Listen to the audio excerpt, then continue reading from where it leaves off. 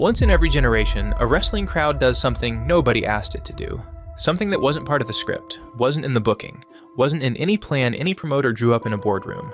Something that reshapes the story permanently, in front of thousands of witnesses, with no way to take it back. This was one of those moments. March 23rd, 1997, the Rosemont Horizon in Chicago, WrestleMania 13. The match was Bret Hart against Steve Austin, a submission match in the middle of the card. On paper, going into that night, Hart was the hero and Austin was the villain. Hart had been the company's most technically proficient, morally irreproachable champion for years. Austin was a beer-drinking, foul-mouthed, authority-defying heel explicitly designed to make parents uncomfortable. The story was simple, but Chicago had never been simple, and the Rosemont Horizon had never been a simple building. Chicago had been a wrestling town for decades, a city that paid attention, that had seen enough of the business to know when something was being sold to them that didn't match what they came out to see. The crowd at the Rosemont Horizon was not going to cheer the hero and boo the villain, just because they were supposed to. They were going to respond to what was actually happening. And what actually happened over 22 minutes was one of the most methodical destructions of predetermined allegiances in entertainment history. Hart dismantled Austin with clinical, almost joyless precision. Austin bled, kept bleeding, visibly, horrifyingly, and refused to quit. When Hart finally locked Austin in the sharpshooter in the center of the ring, when Austin was bleeding from his face and screaming in pain and dragging himself toward the ropes inch by inch and getting nowhere, the Chicago crowd made a decision that nobody in the building had planned. They started cheering for Austin. And it's not because a narrator told them to, not because the music changed or the lighting shifted or an announcer declared this man was actually the good guy now. They watched a man suffer with extraordinary dignity and recognized something in it: the refusal to submit, the physical stubbornness, the pride that wouldn't let him tap out even when tapping out was the only rational option. And they decided this man was one of them. Hart, meanwhile, the supposed paragon of virtue, refused to release the hold even after Austin went unconscious. The crowd watched that too, and they drew their own conclusions. This is what we mean when we say the crowd is the third man in the ring. In any other arena, on any other night, this stays a solid mid-card match that people politely applaud and mostly forget. But the crowd at the Rosemont Horizon refused to let it be ordinary. Without their organic, unscripted decision to shift allegiances in real time, it's just a violent match between two people. With it, it became the moment Steve Austin rose as the defining star of the most commercially successful period in professional wrestling history. The narrative of the entire Attitude Era, the billions of dollars, the cultural penetration, the mainstream legitimacy, runs directly through that crowd's decision in that specific building on that specific night. And this is the thing that matters most. It could not have happened anywhere else. Not in a stadium full of tourists treating a wrestling show like a Vegas dinner experience, something loud to do between the casino and the buffet. Not in a purpose-built outdoor spectacle somewhere in the Saudi desert, where the front rows are filled with oil oligarchs and trust fund babies who've never seen a wrestling match in their lives, and the heat index makes sustained attention physically impossible. This double turn required an audience capable of independent judgment, capable of reading a complex physical narrative without being told what to conclude, capable of the kind of sustained, passionate, specific attention that you can only bring when you're not there for the first time and haven't paid so much. In short, it required Chicago, and it required that exact room. Because the crowd at the Rosemont Horizon didn't just appear out of thin air. They came from somewhere specific, from a tradition of wrestling towns that had been cultivated room by room, city by city, over the better part of a century. To understand what that crowd could do, you have to understand what built them. And that story starts somewhere much further back. There is a building on Queens Boulevard that nobody thinks about anymore. It was originally a private tennis club, built for a millionaire in the 1920s. Old red brick, twin gables, a clock over the entrance, a neon sign. By the late 1940s, someone had converted it into a boxing venue. By the 1950s, professional wrestling had taken over almost completely, and the Sunnyside Garden Arena had become, without anyone quite intending it, one of the most important rooms in American entertainment history. It seated about 2,500 people. You could fit the entire building inside one of the luxury boxes at a modern stadium show. And yet the crowds that gathered inside it, working class men and women from the surrounding Queens neighborhoods, immigrants and their children, factory workers and dock workers, and people who cleaned offices, these crowds understood something that has taken the industry 60 years and several billion dollars to unlearn. The noise they made wasn't a reaction to the show, it was the show. Maybe it was the whole show. I've been thinking about that building for a while now, and about the others like it. The Charlotte Coliseum, where you could hear the crowd chanting for Ric Flair before you got to your seat, before you'd even paid for your popcorn, before you'd found your section. The Greensboro Coliseum, where a July 1962 wrestling card drew nearly 6,000 people to a mid-sized southern city because the relationship between that building and that audience had been built so carefully over so many years that walking through the door felt like coming home. The Tennessee State Fairgrounds Sports Arena in Nashville, where TNA ran weekly shows in the early 2000s for 1,200 people who drove there on Tuesday nights because something in their week would have felt incomplete if they hadn't. And I've been thinking about what those buildings made possible and what we traded them for. I'm afraid that we already know the answer. The hardest thing to explain about professional wrestling to someone who doesn't already love it is that the audience isn't watching the match. The audience is in the match. When thousands of people hold their breath in unison at a near fall, when a building full of strangers suddenly erupts in the same sound at the same moment, when a crowd starts willing a comeback into existence through sheer, sustained noise, something real is happening that does not happen anywhere else in entertainment. The audience's emotional state becomes a direct structural component of what is unfolding in front of them. The crowd doesn't just receive the story, the crowd finishes it. There's a sociologist named Emil Durkheim who wrote about something he called collective effervescence, the state that groups enter when they participate in shared rituals, when individual boundaries dissolve and something larger takes over. He was writing about religious ceremonies at the turn of the 20th century, but every working wrestler in history has felt it without needing to name it.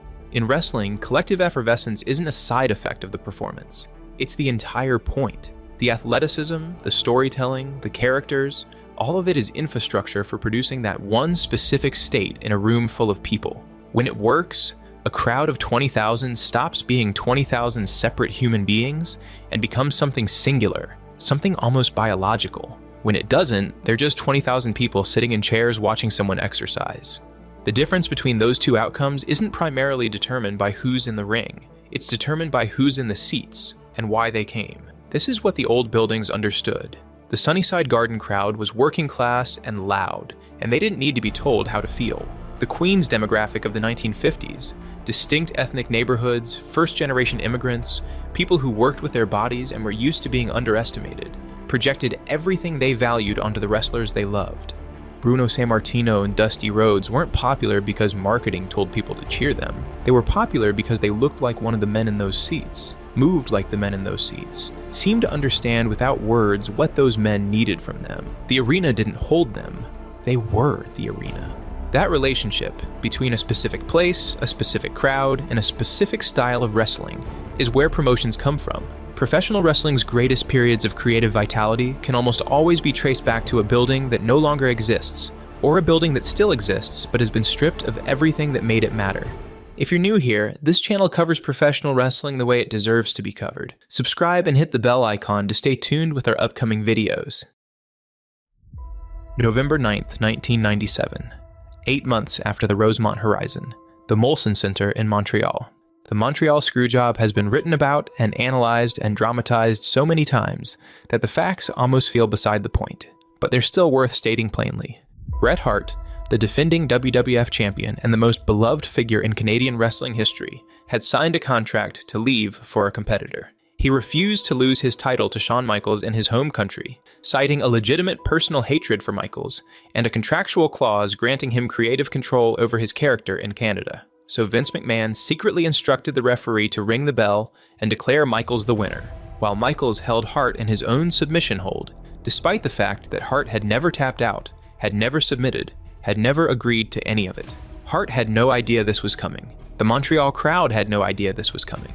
They watched their national hero get defrauded in real time, on a global stage, in front of his own family. Walking into that building, the Montreal crowd already understood that professional wrestling was a performance with predetermined outcomes. They knew the match was worked, that the finish had been decided in advance. This is the strange double consciousness that wrestling audiences carry.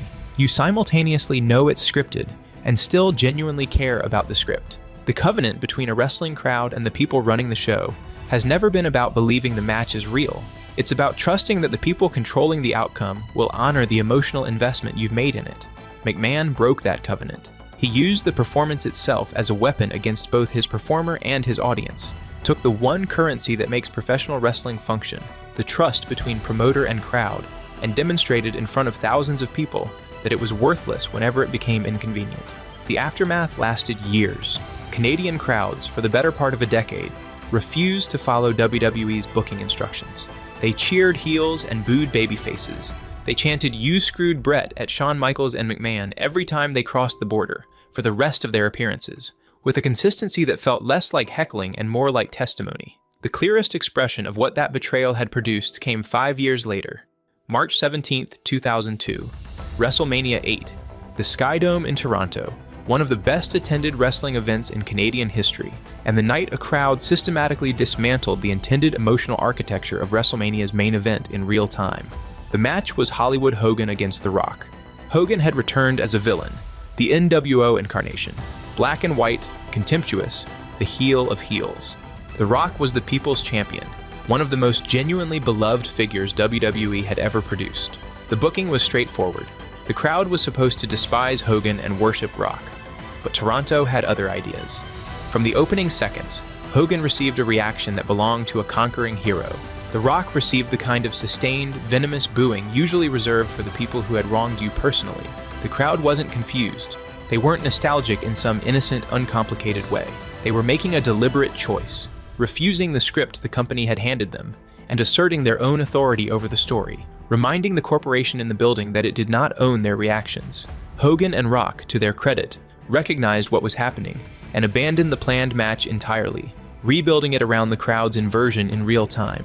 The result was one of the most electric WrestleMania matches of the decade, produced and scripted, entirely by a crowd exercising the only power it had ever actually possessed.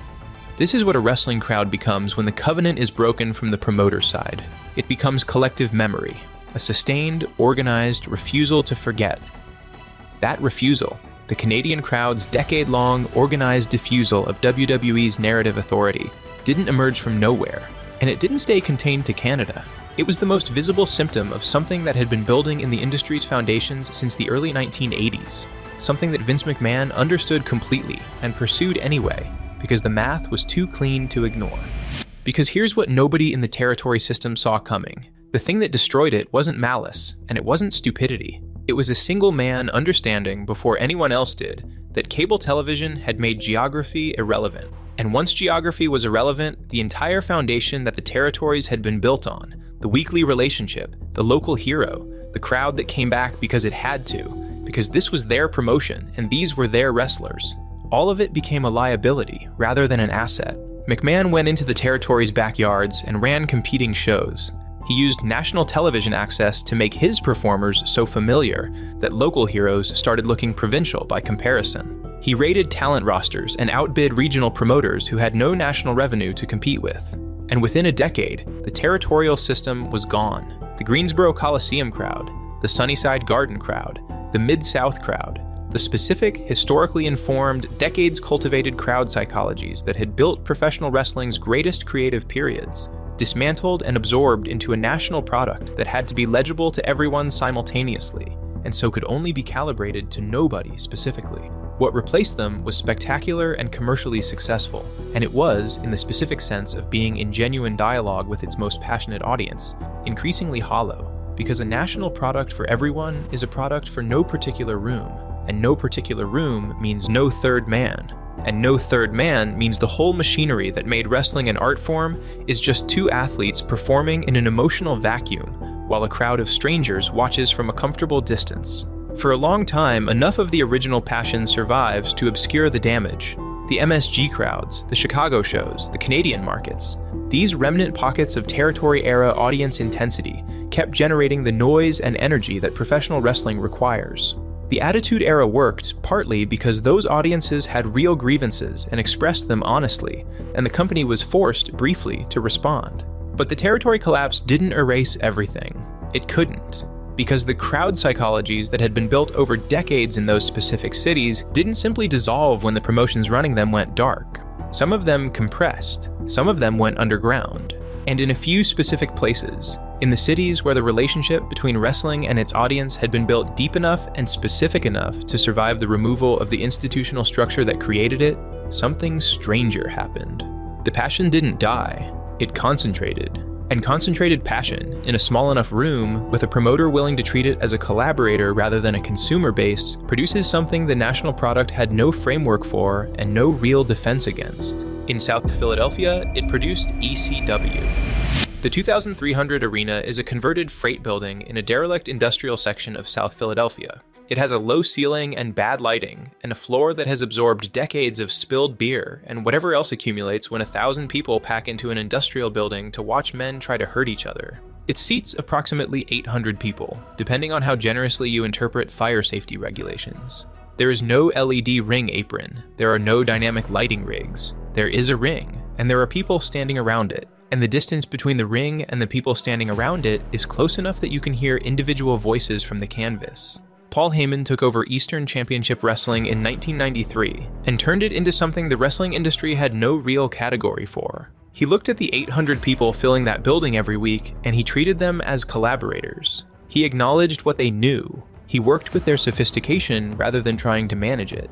And the Philadelphia crowd responded by becoming the most demanding, most honest, most consequential wrestling audience of the 1990s. The ECW crowd had a chant, "You fucked up," that they deployed the moment a performer made an error. It sounds brutal from the outside. He cracked his spleen on the side of JT Smith's head! From the inside, from the perspective of a performer trying to understand their own value in real time, it was the most useful feedback mechanism in the history of the business. Because the same crowd that told you immediately when you failed, told you with equal immediacy and equal volume when you had done something real. And when the Philadelphia crowd decided you had done something real, their approval was total and physical, and something you could feel in your bones from inside the ring. This was not a crowd that could be managed or manipulated or told what to feel. They had been following wrestling their entire lives, had the specific accumulated knowledge that comes from genuine obsession, and had developed standards that the national product had given up trying to meet. Heyman understood that those standards were an asset, not a liability. He gave them ownership of the show. He booked matches that assumed they were watching. He let the reality of the performances bleed into the fiction of the storylines in ways the corporate product was too cautious to attempt. And the resulting feedback loop between an unusually demanding crowd and a promoter willing to be held to an unusually high standard produced something that neither the crowd nor Heyman could have produced alone. Philadelphia proved something specific. It proved that the crowd psychology the territory system had spent decades building didn't require the territory system to survive. It required a room, and a promoter willing to respect what was in the room, and an audience that had decided its own standards were non-negotiable. ECW was the most extreme version of that proof, but it wasn't the only one. Because while Heyman was building his freight building revolution in South Philadelphia, other cities were doing something quieter and less documented, but equally stubborn. They were simply refusing to become the generic national audience the new model needed them to be. They kept showing up with their own history, and their own judgments, and their own specific, accumulated understanding of what professional wrestling was supposed to feel like. Nashville's fairground crowd kept coming to TNA tapings in the early 2000s, with the same weekly loyalty the territory era had demanded, packing roughly 800 to 1,000 people into the asylum on Wednesday nights. The ROH crowds in Philadelphia and Chicago and New York in the mid-2000s developed a match rating culture so sophisticated that performers would specifically request those bookings to find out what they were actually capable of, because no other audience in North America would tell them with that level of honest precision. When Daniel Bryan, then Bryan Danielson, wrestled in those buildings, the crowd wasn't consuming a show, they were evaluating a craftsman. And the feedback those rooms gave him made him the performer who eventually produced one of the loudest involuntary crowd reactions in WrestleMania history, when he finally won the championship in New Orleans in 2014. 75,000 people erupting simultaneously, without coordination, without prompting, built in 800-seat buildings in front of crowds who wouldn't accept anything less than the real thing. And then there was Chicago. There was always Chicago.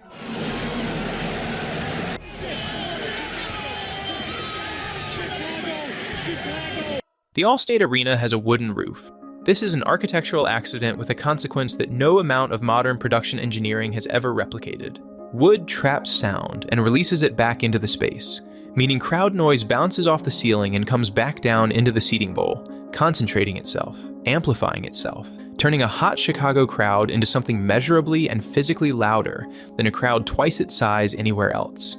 Every performer who has worked a hot show in that building describes it the same way. The noise has weight. You feel it in your chest before you process it in your ears. But the building's physics are only half the story, because Chicago had spent decades developing something no architectural accident can produce.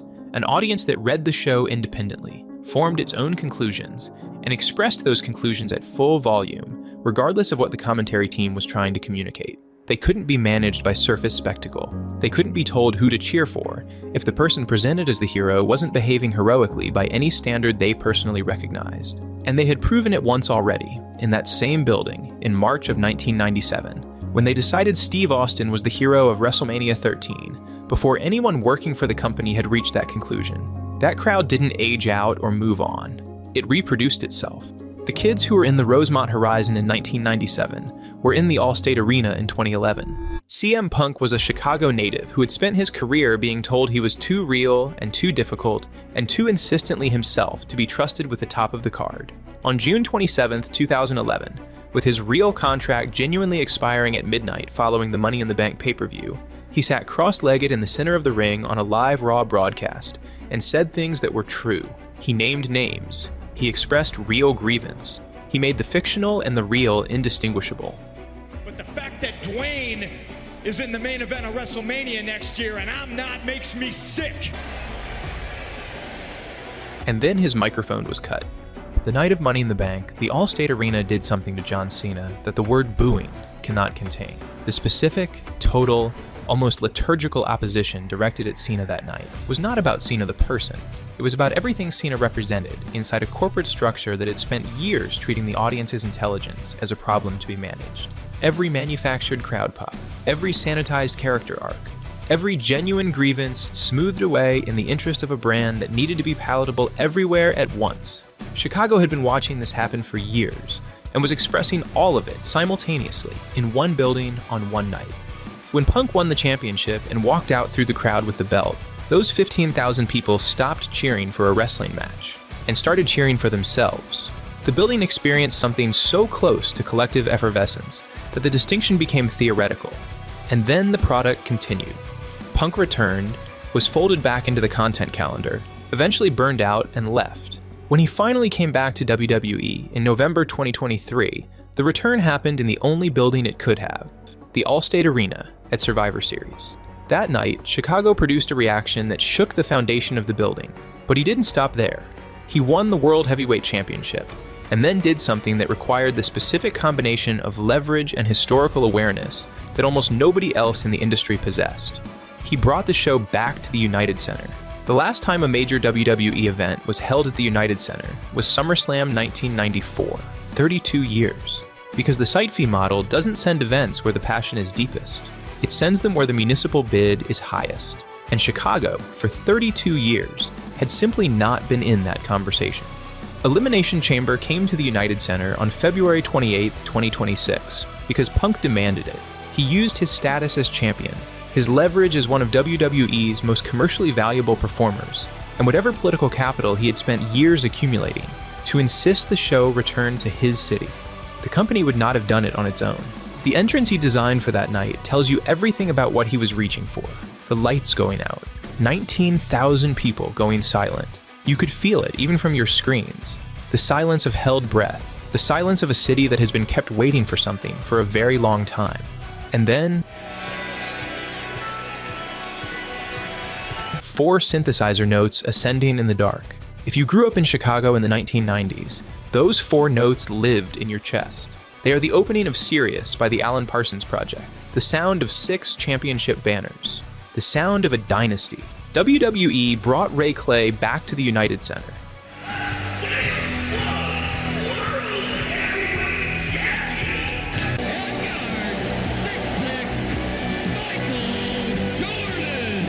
The voice who had introduced those Bulls teams to the world, whose specific cadence of introduction had become, for an entire generation of Chicago sports fans, the sound of something sacred being made official. He introduced the World Heavyweight Champion to his home city, the way he had once introduced Michael Jordan to his. And when the music hit, 19,000 people detonated. Real noise, unmanufactured, bouncing off the wooden ceiling and pressing against every person in those seats with physical weight. The third man, fully present. Nobody had pressed a button to put it there. That is what it cost to get one night of this back. one performer, one act of leverage, one corporate concession that required forcing. And the fact that it required forcing at all is the thing the rest of this story is about. Because Chicago and Philadelphia and Nashville, in those Ring of Honor crowds, were all pockets. Concentrated, specific, occasionally explosive pockets of something the national model had been designed to make unnecessary. None of it was systematic. None of it was the product of a deliberate decision by the company to maintain the conditions that made those reactions possible. But all of it required a specific audience's stubbornness to survive it all. And then, in 2023, Endeavor acquired WWE and merged it with the UFC into TKO Group Holdings. And the question of whether the company would choose to invest in those conditions got answered through a business model that had been developing for 30 years and had finally found a structure that made its priorities impossible to mistake. The model said, it doesn't matter who's in the seats. It only matters who's paying for the building. Here's how WWE decides where to hold its major events now. Cities submit bids. Municipal sports commissions, tourism boards, and local governments compete against each other, with public funds, for the privilege of hosting the show. WWE receives an upfront cash payment before a single ticket is sold. Tax incentives on top of that. Free venue usage for ancillary fan events.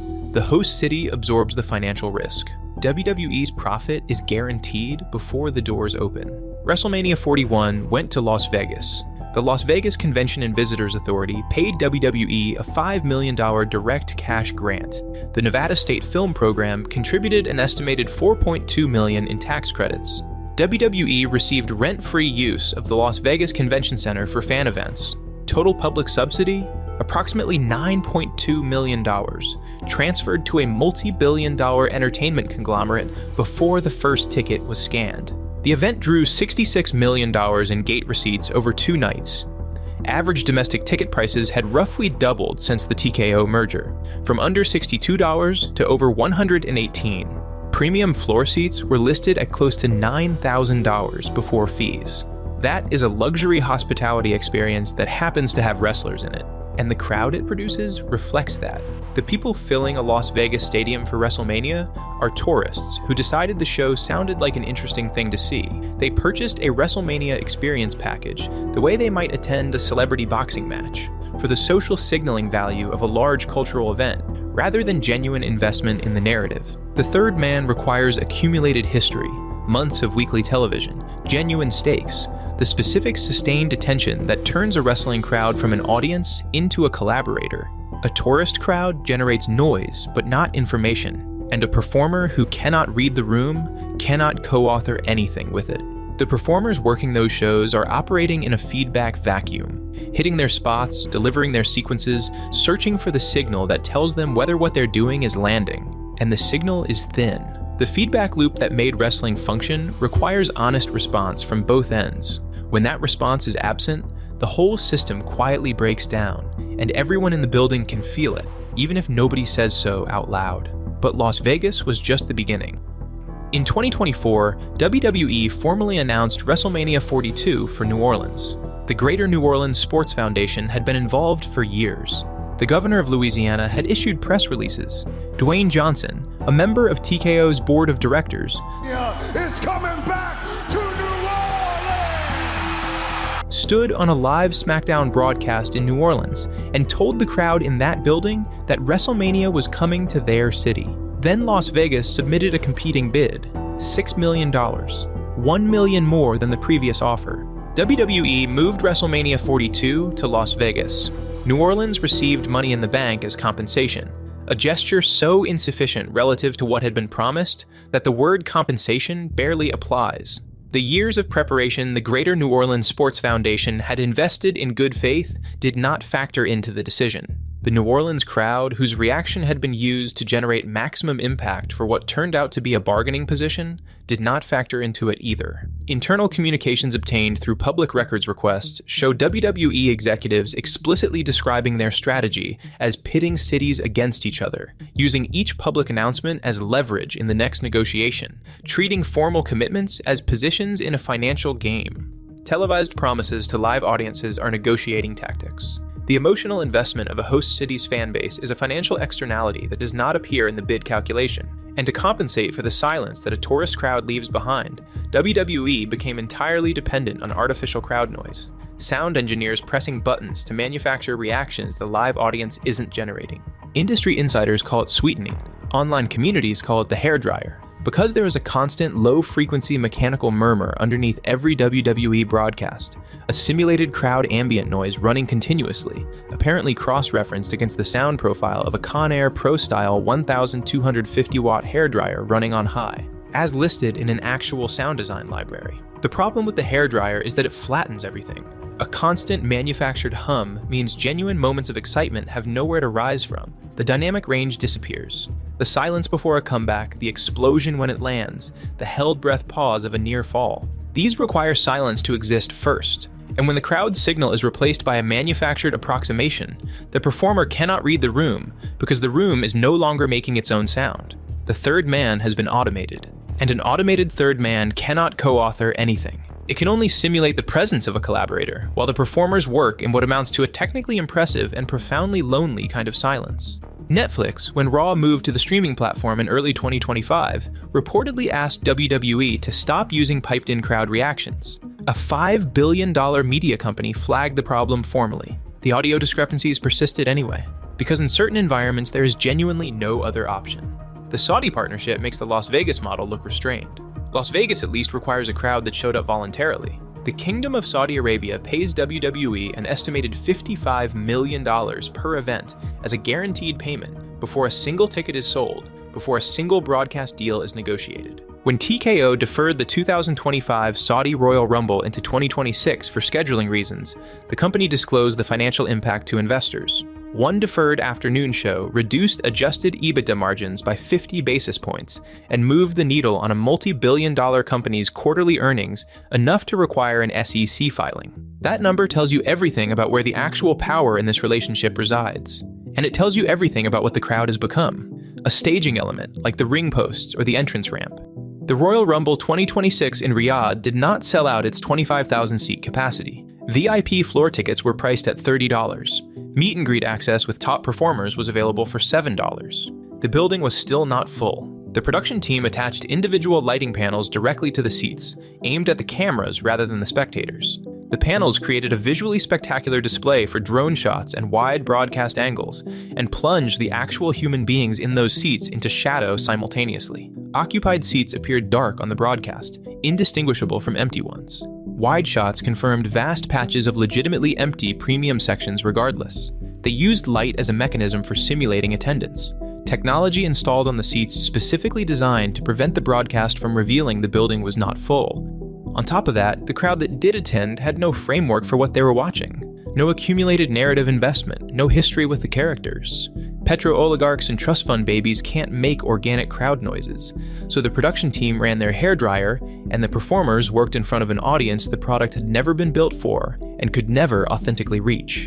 And if that wasn't bad enough, the women were forced to perform in full body coverage, neckline to ankle and wrist, required by the host nation's modesty laws, while the men wrestled in tights. The female performers reportedly had to conceptualize and finance their own specialized ring gear to meet government requirements. The company that had spent years marketing the women's evolution complied immediately and completely. WWE's progressive branding exists precisely as far as the nearest oil money checkbook.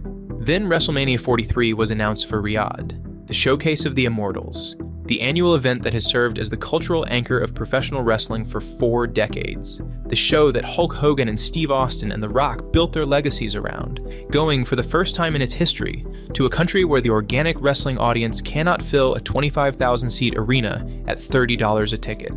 The announcement was made without press present and without fans in attendance. TKO were, per industry reports, explicitly concerned that fans would boo and journalists would ask real questions. So they removed both from the room. They removed the audience from the announcement of the most important show in wrestling. The math is very clean. Saudi Arabia pays $55 million. Las Vegas pays $9 million plus tax incentives. New Orleans could not match the counteroffer. Montreal feels things too strongly. Chicago requires one of its native sons to spend his entire accumulated political capital just to get the show back for a single night. The crowd's emotional state is not a variable in any of these calculations. It is, at most, a production problem, managed with a hairdryer and a lighting rig pointed away from the seats. What the territory promoters understood, by economic necessity, by the daily reality of facing their audience every single week, was that the crowd was the product. The crowd was the art form. Everything else was infrastructure. The site fee era decided infrastructure was the part worth keeping.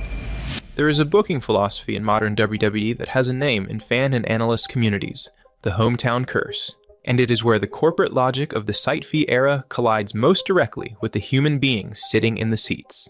In the territory era, the local hero was economically sacred.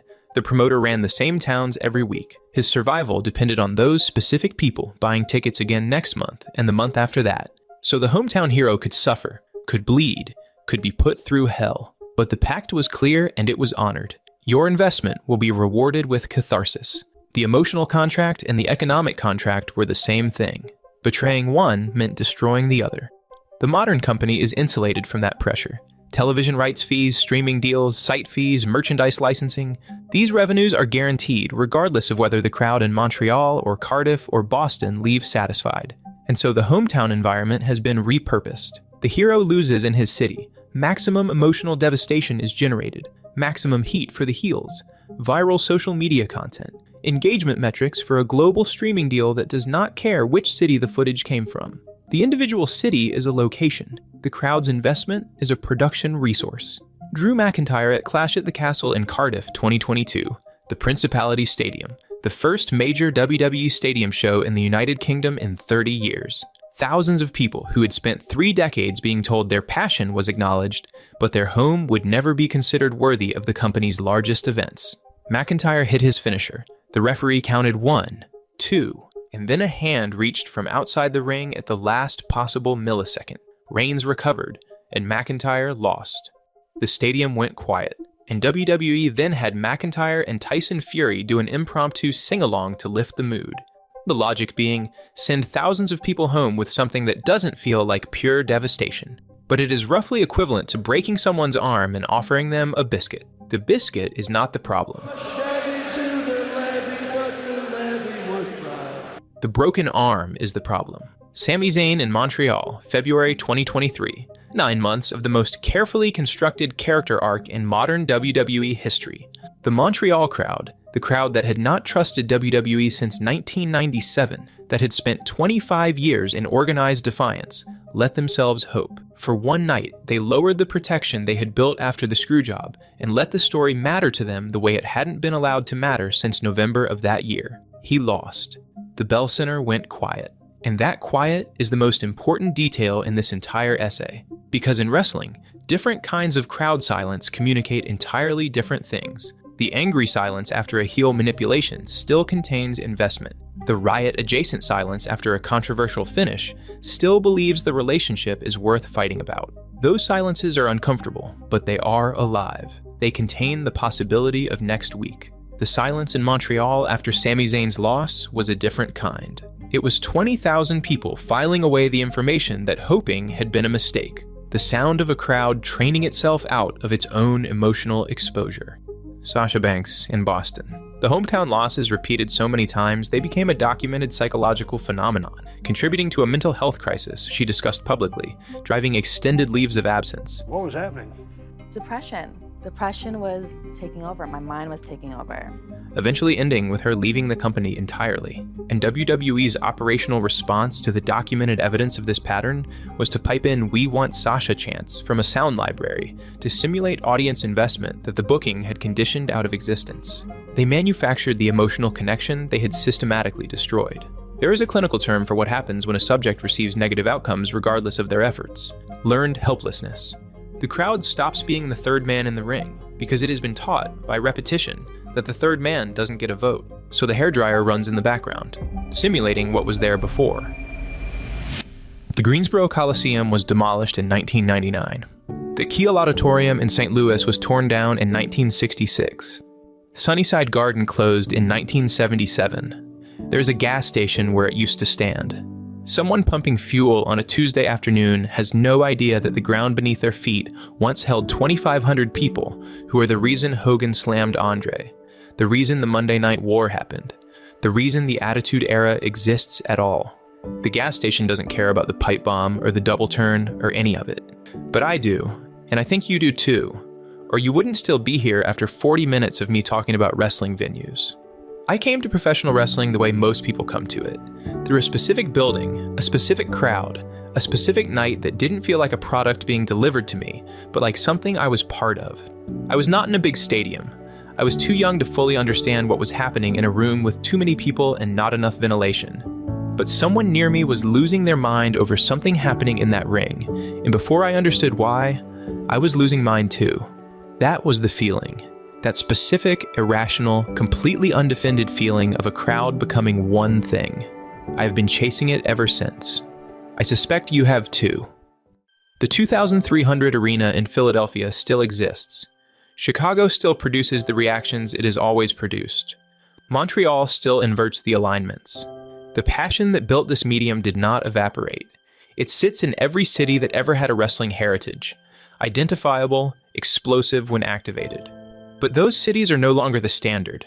They are anomalies. The standard is a stadium in a tourist hub, or a government-sponsored arena in a country where the women are required to cover their bodies to compete. The exceptional crowds, Lyon, San Juan, Chicago, get documented and celebrated. The standard goes on. And when the feeling disappears from the big buildings, the people who came for something real don't stop looking for it. They never have. They find the smaller rooms. The converted freight buildings, in the fairground arenas, in the bingo halls with bad lighting and worse parking. They find the buildings where the covenant is still intact, because the promoter isn't relying on a Netflix deal or Saudi money. He still needs them to come back next week. They carry the accumulated knowledge of what this is supposed to feel like into whatever room is still willing to honor it. The feeling doesn't die. It migrates.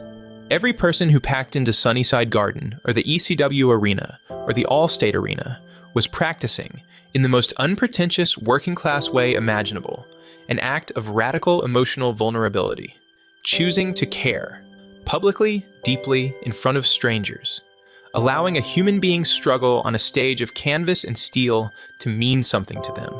That vulnerability was not a product the promoters created. It was a decision each individual in each crowd made for themselves. I make that decision every time I sit down to write about this. Every time I spend 3 hours on a single paragraph trying to explain why I love this ridiculous scripted form of entertainment, where a man in tights bleeds in the center of a ring because he is the hero. Every time I try to find words for something that was never supposed to need words, that was always supposed to be felt in a room with other people all at once. This channel exists because of that feeling. Because I saw it once in a building that wasn't particularly special, and I have never fully recovered from it, and I don't want to.